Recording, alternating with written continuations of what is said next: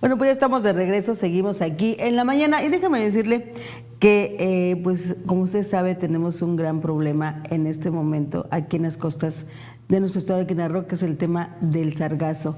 Y para eso, bueno, pues hay mucha incluso desinformación o también hay mucha iniciativa de varios sectores tratando de ayudar con el problema, pero no es que esté mal, sino que yo creo que aquí debemos de consultar a los expertos y que los expertos nos digan qué es el mejor método realmente para poder combatir esta alga.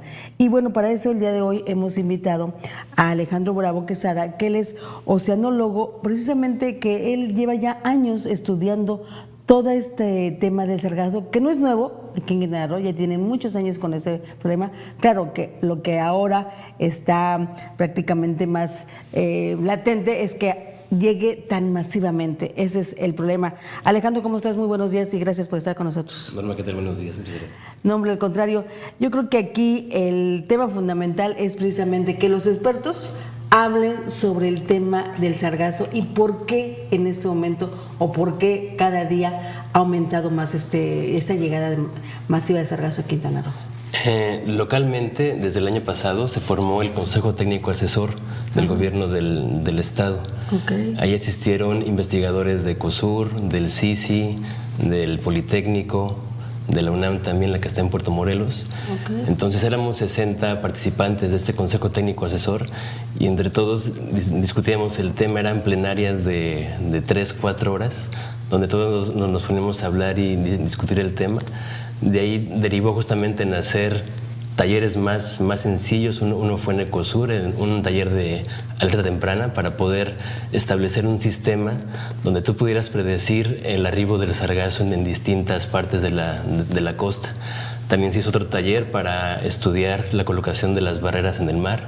Se hizo otro taller para poder saber cómo transportar el sargazo una vez que recala en la costa, llevarlo a sitios de disposición final y definir y establecer que esos sitios tenían que estar adecuadamente preparados con geomembranas para que no filtrara los líquidos lixiviados producto de la descomposición del sargazo. Eso es lo más dramático en el tema, ¿no? O sea, que se descomponga. Se descompone y bueno, todos los lixiviados van directamente al manto freático, entonces es una doble contaminación la que se da. Tanto todo el impacto que ocasiona en la costa al descomponerse ocasiona que suba la temperatura del mar. Todos los componentes químicos que se generan ahí afectan gravemente la vida bentónica. Esta es toda la vida del fondo marino que está cerca a la costa, particularmente los pastos marinos. Los pastos marinos son la cuna donde crecen todas las larvas de peces, de langostas, de moluscos de la laguna arrecifal. Entonces, el afectar este ecosistema es muy grave y todavía no se comprende, a pesar de que ya dentro de este Consejo Técnico Asesor ya se definió que lo más viable es atacar el sargazo en alta mar. Es ir por el alta mar y ahí empezar a recolectar las grandes masas de sargazo antes de que recalen en la costa, porque ya que recalen en la costa, el costo por recogerlo es mucho más, el costo ambiental que sufre el ecosistema es mucho más, el costo social, el costo en el turismo, o sea, todo se incrementa de manera exponencial. Entonces seguimos pensando eso, seguimos pensando que lo más conveniente es ir y atacar en alta mar, recolectar en alta mar. Hasta ahorita no hay una sola embarcación que lo esté haciendo. La Marina pues sí tiene esa orden, ¿no? de que tienen que atacar en alta mar, pero la Marina no tiene barcos de pesca o barcos para atrapar estos grandes sargazos. ¿Y en ese comité técnico del que se han estado riendo, también participó la Marina o ellos no estuvieron en ese comité?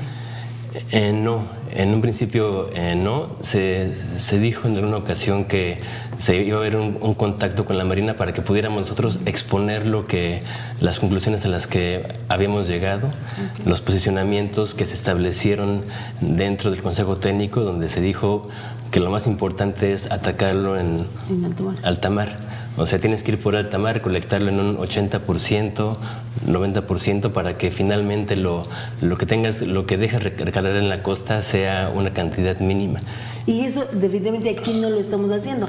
Todo lo está haciendo ya que llega aquí a las costas. Seguimos sin aprender nada, ¿no? Seguimos actuando de forma reactiva, como hace 4 años, esperando a que recale en la costa. Se siguen dejando que las maquinarias entren a la playa a recogerlo, a recolectarlo. Y es muy grave. Hay una violación por el tema de la arena, ¿no? Obvio. Sí. Ayer apenas vi una foto de una maquinaria pasando junto a un nido de tortugas. Entonces es realmente grave porque estamos justamente en la temporada de anidación y ahorita es cuando están dejando que entre la maquinaria y recolecte el sargazo en la playa. Entonces sigue siendo muy grave, no se ha aprendido aparentemente nada. Sin embargo, ya existen los posicionamientos, ya existen las bases que fundamentan lo que se tiene que hacer, por qué se debe de hacer, cómo se tiene que hacer, y todo eso sigue estando ahí en el Consejo Técnico, pero falta que nos acerquemos o que se funda el conocimiento que se hizo ahí en el Consejo Técnico con la autoridad que está haciendo. Con la Marina, para realmente poder hacer algo, ¿no? O sea, y lo más viable, o sea, entonces es que se recolecte ahí en alta mar. ¿O el tema de las barreras también funcionó en su momento o tampoco es algo viable? Las barreras sí funcionan siempre y cuando sean colocadas de forma profesional y que les des un monitoreo a cómo se están comportando. Yo coloqué en particular una barrera en un hotel en Riviera Maya. Y sí, o sea, pude verla todos los días, pude estarla checando todos los días, pude estarla perfeccionando, pero esa es la cuestión, que tienes que estarla monitoreando, viendo cómo funciona, viendo cómo reacciona con el oleaje incidente, con el viento, ver de qué forma puedes tú mejorar el ángulo de colocación para que tú puedas hacer un direccionamiento del sargazo, hacerlo que se dirija hacia un punto donde tú puedas concentrar entonces tu punto de extracción del alga. Entonces eso es lo que las barreras pueden hacer, el que te dirijan el sargazo hacia un punto. Eso es básicamente utilizando medición de las corrientes marinas. Ya conociendo las corrientes, entonces tú ya puedes saber hacia dónde se va a dirigir el sargazo y concentrar ahí tus puntos de extracción del alga. Entonces las barreras sí funcionan siempre y cuando sean colocadas para direccionar el sargazo. Eso de alguna manera fue dijéramos que algo paulativa que se dio el año pasado, el poner esas barreras, que no funcionaron al 100% porque se pusieron en varios lugares, pero aquí en Cancún sí funcionó. Fueron distintas empresas las que se contrataron. En Cancún se colocaron unas desde Punta Nizuc, colocaron 3 kilómetros de barreras, llegaron un poco más allá de la playa Delfines. Esta fue una empresa grande. Goimar es una empresa que le da mantenimiento a las plataformas de Pemex, entonces ellos con todo su equipo de buzos, con un barco abastecedor grande también, o sea, con ese equipo sí lograron colocar las barreras. En caso de que hubiera alguna tormenta tropical, un oleaje elevado, iban y las quitaban, pero se requiere un equipo industrial y grande para poder colocar grandes distancias de barreras. Y te digo, ellos solo colocaron en la zona hotelera. Fue como un programa piloto, vamos a decirlo. Fue un programa piloto, sin embargo, hay evidencias de cómo eso sí funcionó. Okay. Las demás que se colocaron, se contrató otra empresa que tenía que colocar 27,000 metros de barreras en toda la costa, en Tulum, Playa del Carmen, Mahahual, y pues fue impresionante. Tengo conocimiento de una compañera que estuvo trabajando ahora sí que en el centro de esta empresa donde se hacían todas las maniobras. Entonces ahí ella sí es testigo ella de que hicieron un gran esfuerzo para poder hacer esta colocación de las barreras. Sin embargo, al ser tantos kilómetros en toda la costa, pues es prácticamente imposible, ¿no? Y yo me di cuenta de que es muy complejo la colocación de una barrera, el mantenerla estable, el estar estudiando cómo la puedes mejorar, cómo puedes tú hacer que funcione. Entonces, hacer esto de forma masiva pues realmente no es algo práctico, ¿no? Y además las condiciones climáticas en el mundo es lo que esto ha detonado que haya más sargazo en las costas, o sea, en el mar. Sí, lamentablemente esto es producto de la contaminación que hemos ocasionado en el mar. Llevamos más de un siglo echando fertilizantes, aguas negras directamente al mar, y lo que se pensaba antes de que pues el mar era tan vasto que no iba a pasar nada, ahorita ya lo estamos viendo. Lo más preocupante es lo que estamos viendo. Más sin embargo, todo lo que no estamos viendo que está pasando en el mar, eso también es algo que... ¿Qué es lo que está pasando realmente? O sea, ¿qué afectaciones está teniendo? Por ejemplo, algo que no se ve, que se dice poco, todo lo que es el sistema arrecifal mesoamericano, que va desde Contoy hasta Belice, 30% de los corales masivos están muertos. En los últimos 6 meses se murieron el 30% de los corales masivos. Entonces esto no lo vemos, sin embargo es como si lo que estuviéramos viendo en la playa le está pasando a los corales también. O sea, se están muriendo, y si estos mueren, ya cuando sean rocas se van a erosionar. Una vez que se erosionen, pues va todo el oleaje que actualmente están ellos rompiendo en la costa, ese oleaje va a llegar hasta las playas y se van a erosionar. Entonces las pocas playas que nos quedan ahorita, pues en algunos años, realmente no sabe cuánto, pues van a desaparecer, ¿no? Porque ya el oleaje ya va a estar rompiendo directamente en la costa. Claro. Entonces, eso es lo que no vemos, ¿no? O sea, sí vemos el sargazo porque es impactante el color flota. que ocasiona. Ajá. Sin embargo, o sea, no se ve la afectación de los corales, pero ya se sabe eso, que un 30% de todos los corales de la barrera arrecifal están muertos. ¿Y por qué los mata? ¿Por qué esta alga hace eso en los corales? O sea, ¿por qué los mata? O sea, ¿los mata de alguna manera? ¿Qué sucede? No hay una evidencia científica, o sea, los procesos científicos son más largos. Ellos tienen que comprobar de forma certera que por qué se están muriendo. Entonces, el comprobar un fenómeno emergente en este momento es muy complicado. Te podría llevar años el entender que el sargazo mató los corales, pero sin embargo, si desde hace 4 años está llegando de forma masiva el sargazo que llega a la costa y te cambia de forma drástica la química del agua, la temperatura del agua, te crea esta marea marrón en las lagunas arrecifales, lo más lógico es que ese cambio tan importante en el ecosistema te esté afectando los corales. Aparte de que todo lo que es en la hotelería, los campos de golf que utilizan biofertilizantes para que estén verdes y bonitos, todo lo que son las aguas negras que se drenan también al subsuelo, y del subsuelo, como es un subsuelo kárstico, que es un queso gruyère prácticamente, donde los canales están conectados directamente con la costa. Entonces estamos afectando directamente el arrecife. Y esta planta, o esta alga que es el sargazo, digo, o sea, siempre ha estado en el mar. Sí, de hecho, en las bitácoras de Cristóbal Colón, cuando atravesó de España a América, describe justamente el mar de los sargazos. Entonces existe desde siempre. Mas, sin embargo, el sargazo existía en aguas oligotróficas, esto es aguas con muy pocos nutrientes, temperaturas altas. Entonces era una alga acostumbrada a vivir con escasos nutrientes, con lo poco que le llegaba de nutrientes, el sargazo vivía. Entonces, si de repente el siglo pasado que hemos empezado a utilizar los fertilizantes que se drenan, por ejemplo, el río Mississippi, en la cuenca del río Mississippi, todos los campos de cultivo de Estados Unidos que utilizan estos superfertilizantes para que crezcan las naranjas y todas las frutas, que crezcan así pues rápido y en abundancia. Esos fertilizantes llegan a los ríos, de los ríos llegan al mar, y el mar, por las corrientes marinas, bañaron el mar de los sargazos. Entonces el sargazo, que estaba acostumbrado a vivir en un mar con pocos nutrientes, de repente lo fertilizas. Entonces el sargazo, al ser fertilizado, pues también crece de forma impresionante. Natural, claro, que es lo que estamos viviendo realmente ahora. Ahora, este sargazo que viene aquí a las costas, ¿de dónde viene?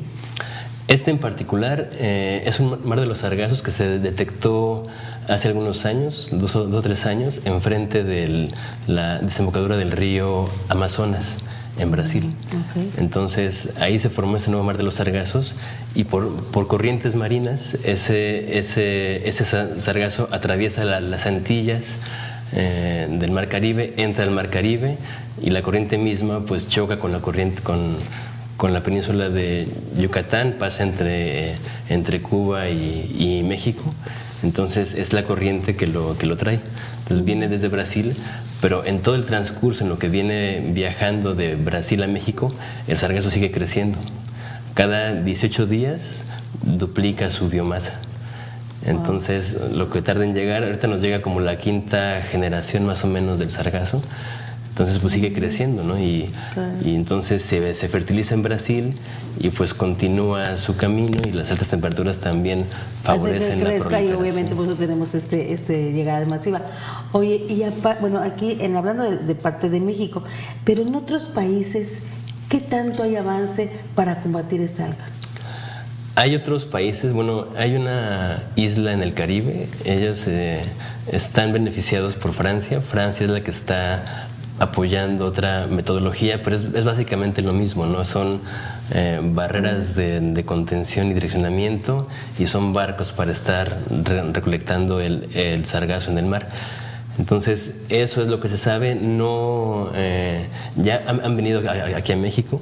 Sin embargo, todo lo que son sistemas que tú requieras importar al país, el precio se duplica. Entonces sale mucho más caro traer cualquier tecnología acá a México justamente por eso, ¿no? Por los impuestos de importar todas las tecnologías. Sin embargo, aquí en México estamos implementando ya nuestros propios sistemas, porque aparte cada costa, cada playa cambia. No es igual que coloques tú una barrera aquí en la frontera de Cancún, que la coloques en la Riviera Maya, que la coloques en Puerto Morelos. Entonces tienes que estudiar las características oceanográficas de cada sitio para que tú puedas realmente implementar algún sistema de contención y direccionamiento. Entonces tienes que estudiar cada zona. Y sí, en otros países también tienen ya implementadas o tienen ya perfeccionadas algún sistema, es porque ya conocen cómo se comportan las corrientes y el oleaje ahí y el viento. Entonces en cada isla, en cada zona va a cambiar mucho las características hidrodinámicas que hacen que el sargazo recale en la costa.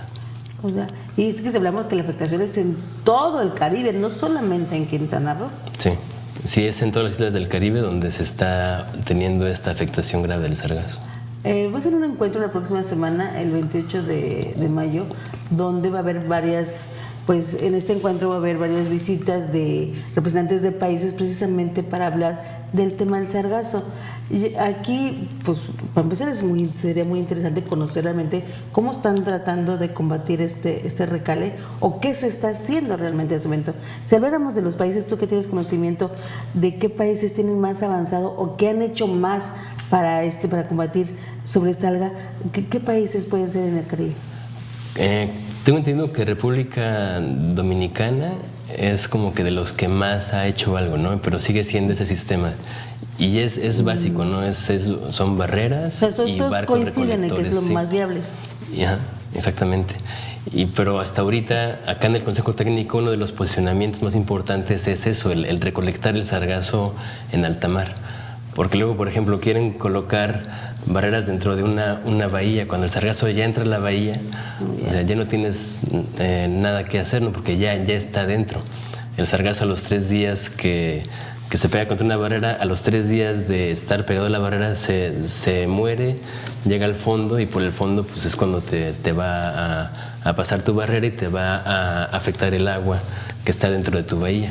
Entonces acá se han intentado colocar algunas barreras, pero dentro de las bahías, y ya cuando están dentro del sargazo de la bahía, pues ya no tiene mucho caso colocar tu barrera. Claro. Realmente el sargazo debe de ser direccionado en alta mar.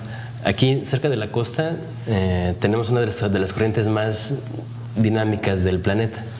Entonces tenemos que aprender a canalizar el sargazo, mantenerlo canalizado en esa corriente para que no recale hacia la costa. Entonces tenemos que aprovechar justamente que tenemos una de las corrientes más intensas del planeta. Tenemos velocidades de 4 o 5 nudos, donde el sargazo está viajando, y tienes tú que colocar tu barrera justamente en donde está la diferencia de la corriente, o sea, mantenerlo canalizado cuando está viajando a gran velocidad, para que así siga su camino y puedas tú entonces ya colocar tus sistemas de recolecta, los puedas seleccionar y puedas tú poner los sistemas de recolecta justamente en puntos específicos donde tú ya dejes que pase el sargazo, pero mantenerlo principalmente canalizado dentro de esta corriente intensa. Y sin duda, con toda esta problemática, ha habido inventos. Por ejemplo, no existía un barco sargacero, eso todo se ha inventado ya por la emergencia que estamos teniendo, ¿no? Sí. O sea, no es que hay una empresa que se dedica a hacer barcos sargaceros, eso no existe en el mundo, ¿o sí? Sí, no, o sea, no hay expertos en recolecta de sargazo. ¿Por qué? Porque es una emergencia nueva que apenas se está desarrollando. Y aquí en México, bueno, sí tenemos uno de los sistemas más avanzados, ¿no? Porque llevamos desde el 2015. Yo participé en Puerto Morelos en la formulación del primer proyecto piloto para para el tratamiento del sargazo. Entonces ahí fue donde se pensó justamente en un sistema de barreras, un barco recolector. En Puerto Morelos se inventó un barco artesanal para poder recolectar el sargazo, que sí funcionó muy bien en su momento. Entonces ya de ahí también se compró otro barco sargacero para también recolectarlo de forma más masiva. Este año se implementó y también este año ya también llegó otro barco aquí, pero siguen siendo barcos chicos, siguen siendo barcos que solo pueden funcionar bien en una laguna arrecifal con poco oleaje. Aquí lo importante es salir a alta mar y pescar el sargazo en alta mar. Esto se lograría únicamente, por ejemplo, se me ocurre que los barcos atuneros que colocan redes de cientos de kilómetros, de metros, perdón.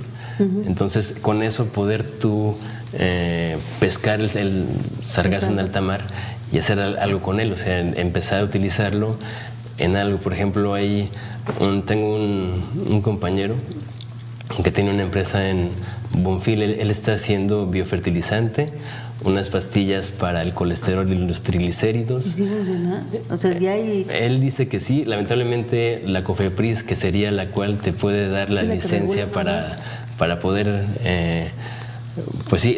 establecer que es un medicamento que funciona para mantener los niveles de colesterol y triglicéridos en un nivel estable, pues es muy complicado pues todos los procesos, ¿no? Para que pueda un medicamento realmente ser aprobado para eso, ¿no? Sí, porque ahora, digo, aquí en Mexicano tenemos muchas ideas y ahora que se hacen bloques, que se hace, o sea, realmente sí funciona, o sea, ¿no hay alguna afectación en el futuro, por ejemplo, o sea, cuando estén bloques, otro tipo de cosas? Pues eso se va a ver con el tiempo. No sabemos, ¿no? ¿Verdad? Ahorita sí están esos bloques. Hay una casa en Puerto Morelos que está construida con bloques de sargazo, entonces hay que ver qué le pasa con el tiempo, ¿no?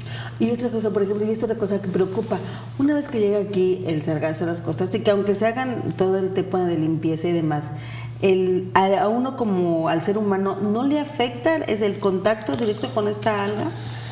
No, así cuando está flotando en alta mar es un ecosistema sano, es como cualquier planta, cualquier alga. Sin embargo, un día yo estaba en Puerto Morelos y se le pega la pulga marina. La pulga marina existe naturalmente en la laguna, entonces, pero si estás y entras en el sargazo y te empieza a picar la pulga, pues piensas que es el sargazo, pero pues no. O sea, el sargazo como tal es una planta marina inofensiva que no te afecta en nada. Sin embargo, ya cuando recala en la costa y empieza a descomponerse, como la marea pues sube y baja, el sol lo calienta, se descompone y te crea el ácido sulfídrico. Este ácido sulfídrico es el que huele tan feo y es el que ha ocasionado graves daños en algunas casas de Puerto Morelos, porque se interactúa con los cablecitos o con los chips de los aparatos electrónicos y también los llega a descomponer. Las tuberías de cobre las cambia de color. ¿Por qué? Porque interactúa químicamente con eso. Y sí, si lo hueles y te mantienes oliéndolo por mucho tiempo, también te puede afectar. Y lo más lamentable del tema en todo esta problemática es que no se tiene o no se han tomado las decisiones realmente por parte del gobierno, ni federal ni estatal, para realmente ya combatirlo. Y aparte tampoco hay dinero. Es la cuestión más importante, ¿no? O sea, que no se ha tomado en cuenta la opinión De los expertos, en este caso. De que tienes que ir a recolectar en alta mar, que tienes que empezar ya a poner el sistema para poder entender cómo recolectarlo en alta mar y poder aprender, porque no es igual colocar una barrera que aprender a colocarla, ¿no? O sea, tú puedes pensar, pues la voy a colocar aquí y ya va a funcionar. O sea, las cosas en el mar no funcionan hasta que no vas ahí y las compruebas. Entonces, aún no se empieza siquiera a empezar a aprender a cómo recolectar el sargazo en alta mar. Entonces, ahorita la Marina, por ejemplo, ya hay unas fotos donde ya ellos están tratando de pescar en alta mar y se están dando cuenta de lo complicado que es. Claro. Entonces, pero tampoco nos ha acercado a preguntar a los que ya tienen en los estudios. Nos falta dar ese acercamiento, ¿no? Nos falta darnos a conocer lo que hemos nosotros concluido en estas sesiones plenarias de los expertos en el Estado, de los científicos expertos en el Estado. Entonces ya de ahí nos acercamos con ellos y me saben que es que nosotros lo que concluimos después de horas de trabajo es esto y esto. Entonces, pues ya con eso que sí, que se asesoren un poco. Yo sé que la Marina, pues ellos tienen su propio conocimiento, su sí, también hay biólogos y demás ahí, pero ustedes tienen muchos años estudiando el tema. Es eso, ¿no? Es que ya tenemos acá mucho tiempo ya trabajando el tema, los investigadores de la UNAM, oceanógrafos, biólogos, o sea, que conocen realmente el tema. Sería importante esa fusión, ¿no?, de los investigadores del Estado con la Marina en este caso. Y son ellos los que se van a hacer cargo del sargazo en alta mar, al menos que nos dejen dar las conclusiones a las que llegamos, ¿no?, para que se fusionen los conocimientos y entonces dar alternativas más viables. Es que eso es lo importante. Cuando se hacen cosas por tratar de combatir en este tema una emergencia y empezamos cada grupo a hacerlo y no se concluye o no se concreta, esos son trabajos de verdad que se complica demasiado. ¿Y sabes cuál es el problema? Que ya está, la emergencia ya está y no podemos hacer, y eso que apenas empezamos, porque faltan los meses de más calor. Este año, al principio del año, había un pronóstico de la Universidad de Florida. Entonces, aparentemente iba a llegar menos sargazo este año. Mas, sin embargo, si el sargazo está muy disperso en el mar, entonces no lo detectan las imágenes satelitales. Yo he visto imágenes este año, que apenas estamos en mayo. He visto fotos de Tulum, de Playa del Carmen, con unos recales impresionantes. Yo sí podría decir que son los recales que estábamos viendo el año pasado en los peores meses. Y si apenas empezamos la época de calor ahora. Empezando la época de calor, Imagínate entonces, cómo va a estar julio y agosto. Sí. Oye, ¿y esto, por ejemplo, no tiene también alguna afectación cuando hay huracanes? Cuando hay huracanes, afortunadamente se limpia el mar, solo que desde el año pasado la tendencia de las trayectorias de los huracanes han sido hacia el norte del Caribe. Por alguna razón, tal vez hay quien dice que por el sargazo mismo, como el sargazo te impide que atraviesen los rayos de sol en la columna de agua, entonces la columna de agua no se calienta. Y no se produce. Y entonces el mar es justamente el combustible de los huracanes. Claro. Si el mar no está caliente, no se forma no hay esa evaporación que es la que te provoca los huracanes. Entonces, si el sargazo está manteniendo templado el mar, entonces no te va a dejar que se caliente el mar y que se formen los huracanes. Entonces, algún beneficio podríamos tener después de todo. Sin embargo, el huracán te limpia las playas, te limpia el ecosistema. Pero sí, desde el año pasado, te fijas, la tendencia de las trayectorias de los huracanes ha sido más hacia el norte. Hacia el norte de las islas, han pegado en Florida. Entonces no han entrado al Caribe como tal. Todo esto científicamente tiene que ser comprobado con más pruebas, más sin embargo como que puedes pensar que es la tendencia, ¿no? Sin duda nos falta mucho que aprender todavía. Sí. Todavía no estamos al 100, dijéramos, dentro de los estudios que ustedes han hecho como expertos en los temas y que se han dedicado por años a estudiar las corrientes de aguas y demás, pero nos falta mucho aprender porque es algo que es nuevo para el mundo en sí, ¿no? Sí, es algo nuevo que sí llevamos ya tiempo estudiándolo, y lo más importante es eso, tenemos que aprender cómo atacarlo en alta mar, o sea, y de ahí empezar a usarlo, ¿no? Porque es una planta que tiene características muy particulares que pueden ser útiles para algo, ¿no? O sea, y si encontramos que pueden ser útiles, ya sea en este caso para mantener los niveles de colesterol y triglicéridos en los seres humanos, pues sería fenomenal, ¿no? Habría menos muertes. Sí, es útil para dárselo de comer a las vacas o al ganado, entonces vas a tener vacas con niveles de colesterol bajos. Y ya no con ahora sí que como se alimentan ahora con puras cosas ahora sí que procesos industriales que no son los aptos para el caso del animal, por decir algo. Pero todo eso implica también investigación, ¿no? Claro. Que se hagan pruebas con la comida que se le dé de comer al ganado, ver cómo le puede gustar más, y seco, y esas húmedo. investigaciones, aparte de que implica tiempo, esfuerzo humano, implica también presupuesto. Y esa es la parte en donde no tenemos presupuesto, desafortunadamente. Lamentablemente. Yo he intentado llevar el sargazo, tengo una comunidad, bueno, en Cantunilquín, donde le puedo dar el sargazo al ganado. Okay. Entonces he intentado yo hacer algunas pruebas con eso, pero pues no, hasta ahorita no ha sido, no se lo han comido así como que no les gusta con muchas tampoco. ganas, ¿no? Okay. Entonces tienes que ver si seco, si combinado con el alimento, de qué forma se lo puedes dar de comer, en este caso al ganado o a las gallinas, o ver cómo se puede utilizar, ¿no? Wow, no, te digo, nos falta mucho que aprender en ese sentido, pero lo más lamentable, y reitero, es que todos estos esfuerzos que se han hecho por parte, en este caso de un comité técnico, y que, bueno, por el gobierno federal ya implementó que la Marina es el que se va a hacer cargo, pues aquí vale la pena ya hacer esa fusión, como tú bien dices, porque si bien se hacen esfuerzos por parte de la Marina, que ya hay helicópteros, ya hay barcos trabajando aquí en Quintana Roo, pues de primera instancia sería pues platicar con ustedes, ¿no? Sí, no estaría nada de mal, más. sería bueno. Así es, precisamente pues para que sepan realmente, porque sin duda, como tú bien dices, dentro de la Marina hay expertos biólogos, hay de todo, pero no conocen realmente la problemática que ustedes ya han estado estudiando durante varios años. Y es que es eso, o sea, son años de experiencia, años de estar viendo distintas playas. Los investigadores también han estado analizando el sargazo de qué ha pasado en los distintos ecosistemas que ellos estudian. Hay especialistas en botánica, en corales, en algunas especies marinas. Entonces ellos saben mucho mejor qué es lo que ha estado pasando, y sí, ya es el resumen de todos estos años que lo han estado estudiando. Entonces fueran pláticas muy interesantes de las que se hacían en las sesiones plenarias.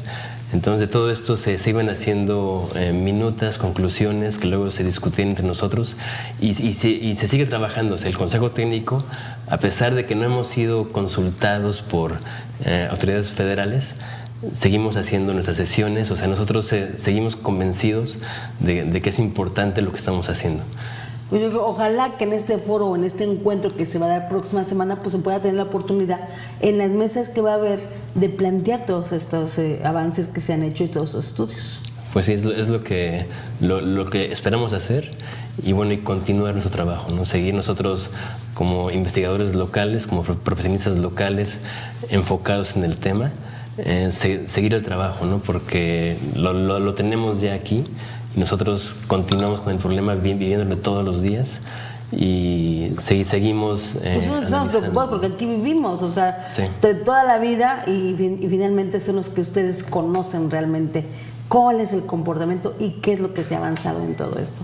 Oye, Alejandro, pues te agradezco que hayas estado con nosotros y compartir toda esta investigaciones y experiencias que ustedes han hecho, porque de verdad, si alguien conoce, pues son ustedes, que dedican horas de la vida precisamente ahí en alta mar. Exactamente, justamente. Muchísimas gracias, Alejandro. Gracias a usted que nos acompaña. Te estaremos convocando a ver qué pasa después de ese foro o Claro de este que sí. encuentro Con todo gusto. que se dé aquí en Quintana Roo. Muchísimas gracias.